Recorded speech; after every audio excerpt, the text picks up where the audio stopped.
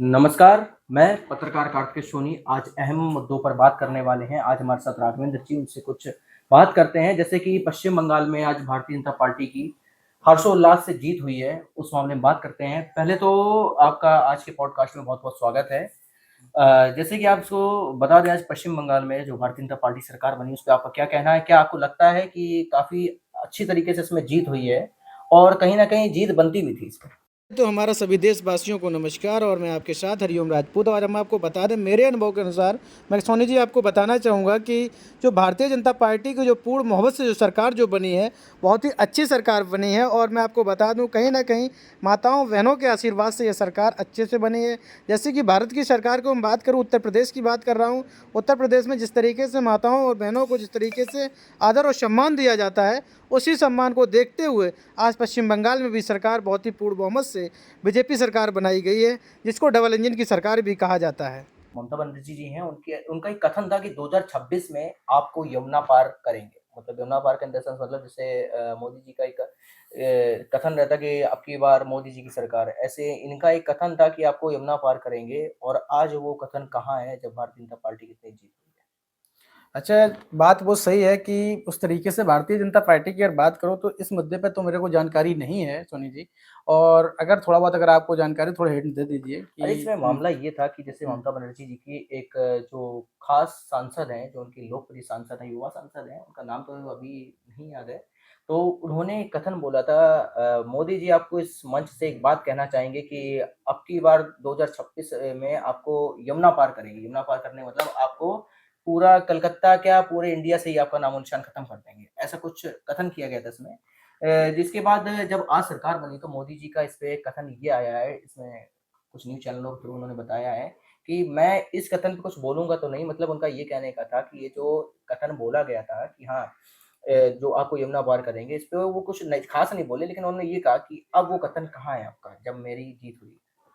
तो ऐसे ही आपसे हम कुछ और भी सवाल करें, जैसे 2027 में उत्तर प्रदेश सरकार की दोबारा चुनाव होने वाले उत्तर प्रदेश सरकार के, उसमें क्या लगता है आपको, भारतीय जनता पार्टी दोबारा आएगी? हाँ, आएगी और पूर्ण मोहब्बत से सरकार बनेगी भारतीय जनता पार्टी की, इसलिए बनेगी हम और आप सभी लोग देख रहे हैं, जिस तरीके से जो कार्य हैं और उत्तर प्रदेश के जो जिस तरीके से भारतीय जनता पार्टी ने जिस तरीके से कार्य किए हैं, डबल इंजन की सरकार केवल कही ही नहीं जाती, वो है भी। और बड़ा ही अच्छे से कारनामे जो कर रखे हैं उन्होंने, बहुत अच्छे कारनामे किए हैं। आपने देखा है कि जिस तरीके से यमुना एक्सप्रेस वे करके, गंगा एक्सप्रेस वे करके और बुंदेलखंड एक्सप्रेस वे करके कई एक एक्सप्रेस वे ऐसे बनाए हैं जिस पर प्लेन से उतर जाते हैं, हेलीपैड की जरूरत ही नहीं है कि हेलीपैड बनाओ तब उतारो, वे एक्सप्रेस वे के ऊपर ही उतार दिए जाते हैं। बाकायदा इतने बढ़िया बना रखा है।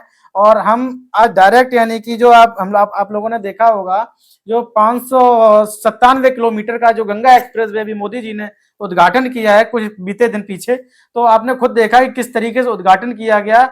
और बहुत कई हजार करोड़ की लागत से बना हुआ गंगा एक्सप्रेस वे है, और जो हमको कई घंटों में, यानी कि सीधा बम्बई की सफर कराएगा और बहुत जल्दी पहुंचेंगे। और इस तरीके से गंगा एक्सप्रेस वे का निर्माण किया है।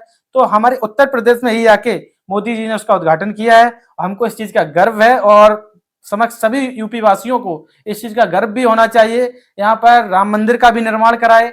और यही नहीं कि लोग कहते हैं कि राम मंदिर के नाम पर भाजपा सरकार वोट मांगती है, ऐसा नहीं है। अगर ऐसा था तो राम मंदिर के नाम पर अगर वोट अगर मांगे होते तो अयोध्या से हमारी भाजपा सरकार नहीं आ रही होती उस टाइम पे।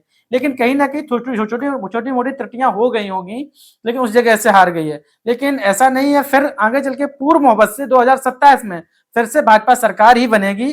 फिर भी एक विजयी हुई थी, कहीं ना कहीं गलती होती है, भगवान कहता है कहीं ना कहीं थोड़ा सा धोखा, थोड़ा कहीं ना कहीं सताया जाए तब ये थोड़ा के सुधर जाएंगे। कहीं ना कहीं गलती और उन लोगों के जरिए से हो जाती है जो कार्यकर्ता लोग होते हैं। सरकार कभी गलत नहीं करती है, सरकारें कोई गलत नहीं होती हैं।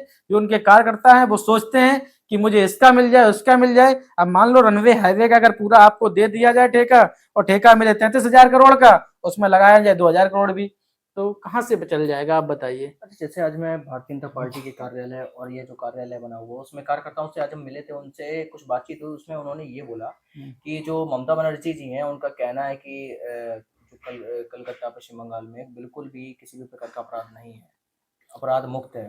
कलकत्ता और पश्चिम बंगाल पूरा अगर अपराध मुक्त है। अगर कलकत्ता पश्चिम बंगाल अगर अपराध मुक्त होता तो वहां पर इनकी सरकार थी, तो भाई कहाँ से सरकार आपकी हारने का कोई चांस ही नहीं था। भाई हम आप अगर चाहते तो वोट इन्हीं को देते। तो भाई हमको भाजपा सरकार हमें किस लिए जरूरत पड़ी आप बताइए। भाजपा सरकार जनता ने इसलिए चुना कि कहीं ना कहीं बेचारी धोखा खाए जनता पार्टी होगी, इसलिए भाजपा सरकार को चुना। इसका निर्णय जनता करती है, सरकारें नहीं करती हैं। सरकार सिर्फ अपना वोट बैंक बनाने का भले वो करे, लेकिन ऐसा नहीं है कि जब भाजपा सरकार के कारनामे अच्छे लगे तब पश्चिम बंगाल से भाजपा सरकार आज पूर्ण मोहब्बत से विजयी घोषित हुई है। जो हमने देखा है उस तरीके से बता रहे हैं आपको, जहां तक का हमारा नॉलेज है भाजपा सरकार बहुत, और 150 सीटों से अधिक यानी भाजपा सरकार ने पूर्ण मोहब्बत से सरकार बनी। 200 क्रॉस होने को था, ये नहीं पता है कि 200 क्रॉस हुई या नहीं हुई। मैंने मात्र 12 बजे तक देखा, 1 बजे तक का चुनाव होना था, उसके बीच में हम कहीं चले गए थे।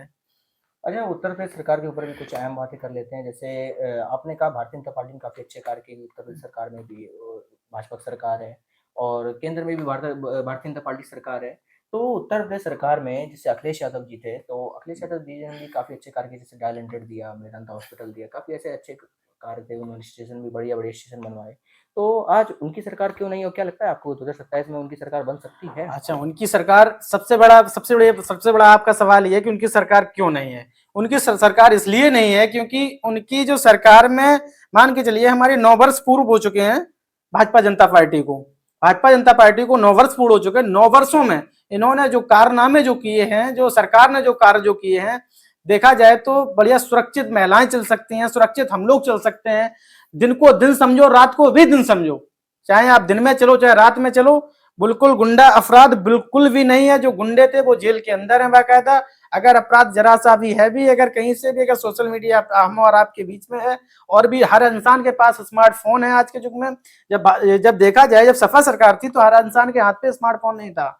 आज भारतीय जनता पार्टी जब आई है तो हर आदमी के पास गैस सिलेंडर, चूल्हा है बाकायदा, महिलाओं को सुरक्षा है बाकायदा बहुत अच्छे से। अब इनकी सरकार अगर आप बात करो तो कि भाजपा सरकार इसलिए आई, ये इसके अच्छे कारनामे थे। और सपा सरकार क्यों नहीं आई, सपा सरकार के कारनामे ये थे, सपा सरकार में अखिलेश जी की बात करूं तो वो बहुत अच्छे इंसान हैं, और जो उनके कार्यकर्ता हैं वो कहीं से भी अच्छे नहीं है। वो क्या करते हैं, जो छोटे मोटे कार्यकर्ता, जो बड़े बड़े कार्यकर्ता हैं, जो अच्छा अपना पद रखते हैं, उनकी बात करूं वो तो बहुत अच्छे हैं। और जो छोटे मोटे कार्यकर्ता हैं वो क्या करते हैं कि तुच्छ पन्ने में किसी ना किसी को मारपीट करते हैं, किसी ना किसी महिलाओं का जेवर एवर छीनते हैं, जगह जगह लोगों को मारते हैं। मतलब कि आपका कहना है हाँ, कहीं न कहीं अपराध वो करते हैं, बिल्कुल। छोटा-मोटा ही अपराध। हाँ, हम अपने यहाँ से अगर बात की जाए, पार्टी का भी नाम काफ़ी बर्बाद हो गया है। बिल्कुल सैफई से लेकर के झींझक तक का रोड है, और ये नहर वाला अगर देखा जाए, ये रोड जो सीधा कानपुर के लिए कनेक्ट होने का था, नहीं हो पाया। उस पर भी कई बार लूट घोषित हुई है, कई बार पेपरों में खबरें आई हैं, कई बार लड़कियों लेडीजियों बेचारे कई बार बलात्कार से हो गए हैं, लेकिन उनकी क्या खबर उछालने ही नहीं दी पेपर में। जिसने उछाली उसके कैमरे और मोबाइल सब छीन लिया गया, पत्रकारिता बिल्कुल जड़ से खत्म कर दी गई वहां पर। लेकिन भारतीय जनता पार्टी के अंतर्गत पत्रकारिता को बहुत अच्छा दर्जा दिया गया, और हर जगह पत्रकारिता निडर होके जा सकता है, और वही सपा सरकार में निडरता नहीं थी बिल्कुल भी। इसलिए हम बता रहे हैं कि जो भी है भाजपा सरकार कारनामे बहुत अच्छे हैं, सपा के इसलिए अच्छे नहीं रहे जिसलिए उन्होंने जैसे कारनामे किए उस तरीके। सरकार ठीक थी लेकिन लोग कार्यकर्ता नहीं ठीक थे उनके। तो जैसा कि आपने देखा, राघवन जी ने समझाया कि भारतीय जनता पार्टी ने काफ़ी अच्छे कार्य किए हैं और करती आ रही है और करती भी रहेगी।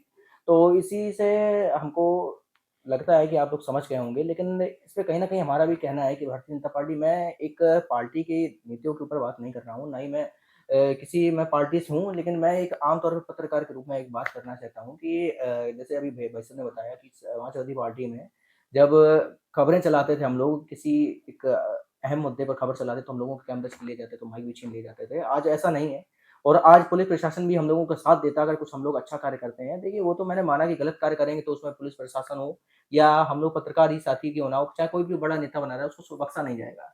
और जैसा कि योगी जी कहते भी हैं, किसी को बख्शा नहीं जाएगा, उनका जो लोकप्रिय नारा वो तो यही है कि बख्शा नहीं जाएगा किसी भी प्रकार से। तो आप जान सकते हैं कि भारतीय जनता पार्टी ने कैसे कार्य किए हैं। इसी के साथ-साथ और भी लोग हैं, उनसे भी बात करते हैं कुछ अहम मुद्दों पर और बताते हैं आपको क्या उन्होंने बोला है और किस-किस क्या-क्या बातें करेंगे, वो सारी आपको समझाएँगे, हम डीपली समझाएँगे। धन्यवाद।